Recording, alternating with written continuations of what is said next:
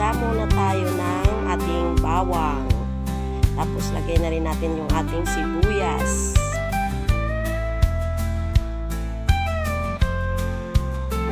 Igisa ko din ng konti ang aking mushroom para mawala yung kanyang konting amoy.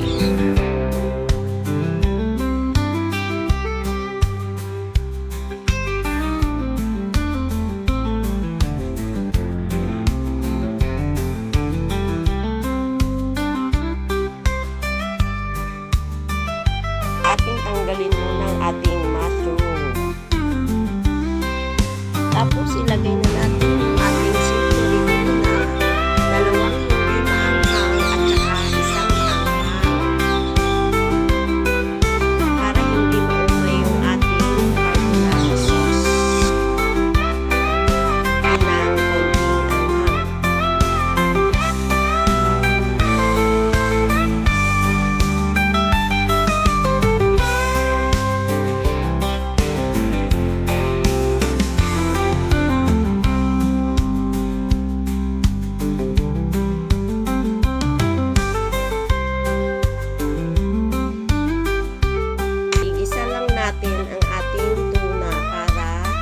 Lalong sumarap yung ating iga-iga ng konti ang pagkagisa para yung kanyang tuna na lasa ay mas lalong lalabas. Ang sarap. Lagyan din natin ng konting asin.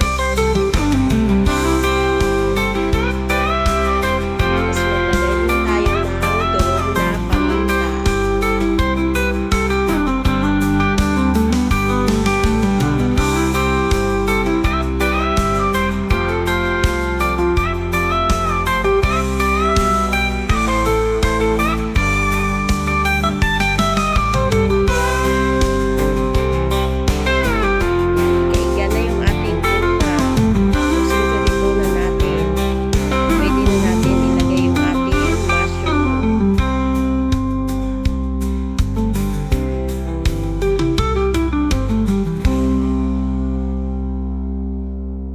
Ganyan dapat ang paggisa sa tuna para lumabas yung kanyang lasa para mas masarap kakapit sa carbonara sauce.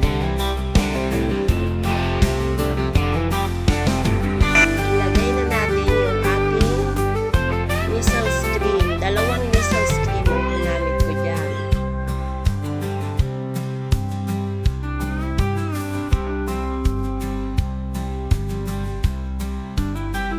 Naglagay din ako ng isang ibap.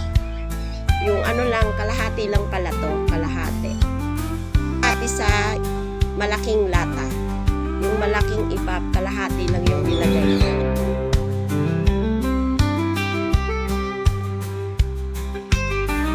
Din natin ng cheese para lalong creamy. Eden cheese po yan.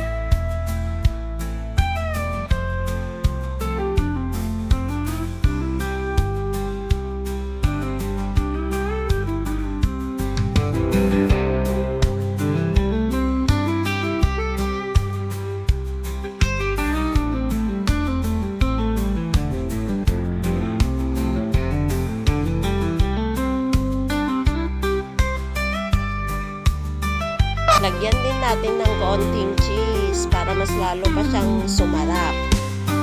Mukha lang siyang dry, meron